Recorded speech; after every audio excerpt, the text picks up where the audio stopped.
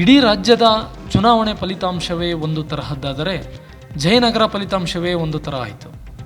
ರಾಜ್ಯಾದ್ಯಂತ ಕಾಂಗ್ರೆಸ್ ಜಯಭಾರಿ ಬಾರಿಸಿದರೆ ಜಯನಗರದಲ್ಲಿ ಮಾತ್ರ ಕಾಂಗ್ರೆಸ್ ಅಭ್ಯರ್ಥಿಗೆ 16 ಮತಗಳಿಂದ ಸೋಲಾಗಿದೆ. ಎಲ್ಲ ಕ್ಷೇತ್ರದ ಫಲಿತಾಂಶ ಮಧ್ಯಾಹ್ನ 1 ಗಂಟೆಗೆ ಅಂತಿಮವಾದರೆ ಜಯನಗರದ ಫಲಿತಾಂಶ ಮಾತ್ರ ಘೋಷಣೆಯಾಗಿದ್ದು ರಾತ್ರಿ 12 ಗಂಟೆಗೆ. ಅರೆ, ಇದೇಗೆ ಸಾಧ್ಯ ಎಂದುಕೊಳ್ಳುತ್ತೀರಲ್ಲ? ಹೌದು, ಇಂತಹದೊಂದು ಕುತೂಹಲವನ್ನು ಸಾಧ್ಯವಾಗಿಸಿದ್ದು ಜಯನಗರ ಚುನಾವಣೆ ಫಲಿತಾಂಶ. ಇಡೀ ರಾಜ್ಯದ ಫಲಿತಾಂಶ ಮಧ್ಯಾಹ್ನ 1 ಗಂಟೆಯೊಳಗೆ ಅಂತಿಮವಾಗಿತ್ತು. ಅಂತೆಯೇ ಜಯನಗರದ ಫಲಿತಾಂಶವು ಪ್ರಕಟವಾಗಿ ಕಾಂಗ್ರೆಸ್ ಅಭ್ಯರ್ಥಿ ಸೌಮ್ಯ ರೆಡ್ಡಿ ಅವರು 160 ಮತಗಳ ಅಂತರದಿಂದ ಗೆಲುವು ಸಾಧಿಸಿದರು. ಆದರೆ ಅದೇನಾಯಿತೋ, ಬಿಜೆಪಿ ಅಭ್ಯರ್ಥಿ ಮತ ಎಣಿಕೆಗೆ ಮನವಿ ಮಾಡುತ್ತಿದ್ದಂತೆ ಮತ್ತೊಮ್ಮೆ ಎಣಿಕೆ ನಡೆಸಲಾಯಿತು. ಆದರೆ ಈ ಅವಾಂತರ ಅಷ್ಟಕ್ಕೆ ನಿಲ್ಲಲಿಲ್ಲ. 3 ಬಾರಿ ಮತ ಎಣಿಕೆ ಕಾರ್ಯ ನಡೆಯಿತು. ಸೌಮ್ಯ ರೆಡ್ಡಿ ಜಯಗಳಿಸುತ್ತಿದ್ದಂತೆಲ್ಲ ಮತ ಎಣಿಕೆ ನಡೆಯುತ್ತಲೇ ಹೋಯಿತು. ಚುನಾವಣೆ ಅಧಿಕಾರಿಗಳು ರಾತ್ರಿ 12 ಗಂಟೆಗೆ 3ನೇ ಬಾರಿಯ ಮತ ಎಣಿಕೆಯ ನಂತರ ಸೌಮ್ಯ ರೆಡ್ಡಿ ಅವರು 16 ಮತಗಳಿಂದ ಸೋತಿದ್ದಾರೆ ಎಂದು ಘೋಷಣೆ ಮಾಡಿದರು.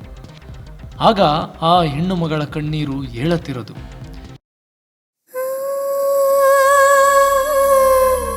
ಮೊದಲಿಗೆ ಜಯ, ನಂತರವೂ ಜಯ, ಆದರೆ ಅಂತಿಮವಾಗಿ ಸೋಲು. ಛೆ, ಇದೆಂಥ ವ್ಯವಸ್ಥೆ ಎನಿಸದಿರದು. ಅಷ್ಟಕ್ಕೂ ಫಲಿತಾಂಶದ ಈ ಬದಲಾವಣೆಗೆ ಕಾರಣವೇನು ಎಂಬುದು ಇದೀಗ ಚರ್ಚೆಯ ವಿಷಯ. ಸೌಮ್ಯ ರೆಡ್ಡಿ ಅವರು ಜಯಗಳಿಸಿದ್ದಾರೆ ಎನ್ನುತ್ತಿದ್ದಂತೆ ಮತ ಎಣಿಕೆ ಕೇಂದ್ರಕ್ಕೆ ಸರ್ಕಾರದ ಪ್ರಭಾವಿ ಸಚಿವರಾಗಿದ್ದ ಆರ್ ಅಶೋಕ್ ಮತ್ತು ಸಂಸದ ತೇಜಸ್ವಿ ಸೂರ್ಯ ಆಗಮಿಸಿದ್ದರು ಎನ್ನುತ್ತದೆ ಈ ವಿಡಿಯೋ.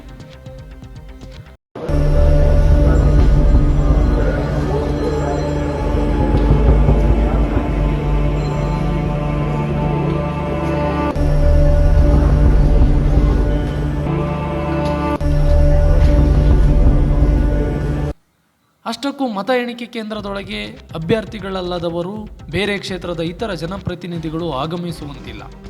ಆದರೂ ಈ ಇಬ್ಬರು ಆಗಮಿಸುವುದು ಹೇಗೆ ಎಂಬುದು ಇದೀಗ ಅನುಮಾನಕ್ಕೆ ಎಡೆ ಮಾಡಿಕೊಟ್ಟಿದೆ. ಜತೆಗೆ ಮತ ಎಣಿಕೆ ಕೇಂದ್ರಗಳಲ್ಲಿ ಸ್ವತಃ ಅಭ್ಯರ್ಥಿ ಕೂಡ ಮೊಬೈಲ್ ಫೋನ್ ಬಳಕೆ ಮಾಡುವಂತಿಲ್ಲ.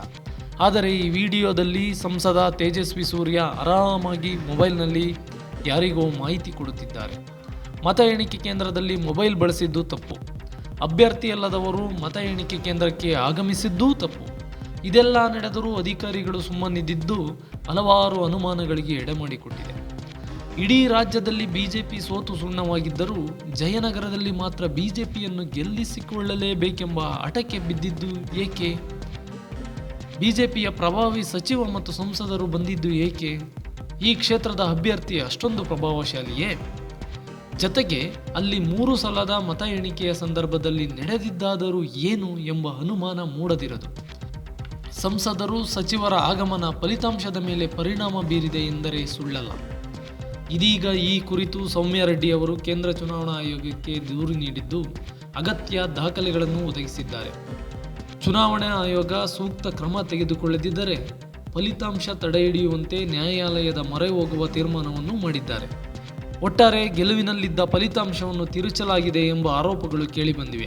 ಅಲ್ಲಿಗೆ ಅಕ್ರಮವಾಗಿ ಸಚಿವ ಸಂಸದರು ಆಗಮಿಸಿರುವುದು ಈ ಅನುಮಾನಕ್ಕೆ ಮತ್ತಷ್ಟು ಪುಷ್ಟಿ ನೀಡಿದೆ.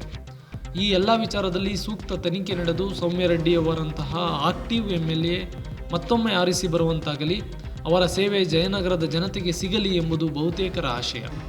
ಸೌಮ್ಯ ರೆಡ್ಡಿ ತಮ್ಮ ಕಾನೂನು ಹೋರಾಟದಲ್ಲಿ ಗೆಲ್ಲುತ್ತಾರೆ ಎಂಬ ನಂಬಿಕೆಯೂ ಜನರದ್ದು. ಅಷ್ಟಕ್ಕೂ ಸೌಮ್ಯ ರೆಡ್ಡಿ ಜನಸ್ನೇಹಿ ಶಾಸಕಿ. ಅವರು ಕರೋನಾ ಕಾಲಘಟ್ಟದಲ್ಲಿ ಜನರಿಗೆ ಮಾಡಿದ ಸಹಾಯವನ್ನು ಜಯನಗರದ ಜನತೆ ಮರೆತಿಲ್ಲ. ಅವರ ಪರವಾಗಿ ಅಭೂತಪೂರ್ವವಾಗಿ ಮತ ಚಲಾವಣೆ ಮಾಡಿದ್ದಾರೆ.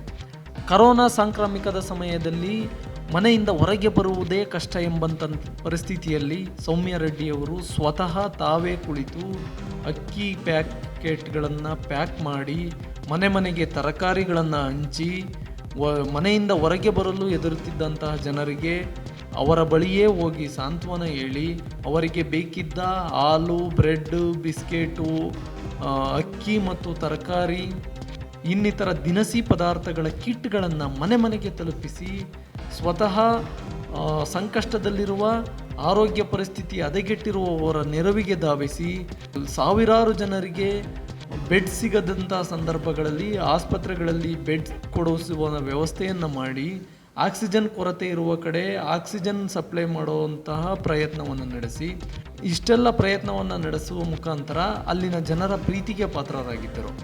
ಅವರ ಈ ಕಾರ್ಯವೈಖರಿಯನ್ನು ಗಮನಿಸಿಯೇ ಅಲ್ಲಿಯ ಜನ ಮತ್ತೊಮ್ಮೆ ಅವರು ಆರಿಸಿ ಬರಬೇಕು ಎಂಬ ಕಾರಣಕ್ಕೆ ಅವರ ಪರವಾಗಿ ಮತ ಚಲಾಯಿಸಿದ್ದರು.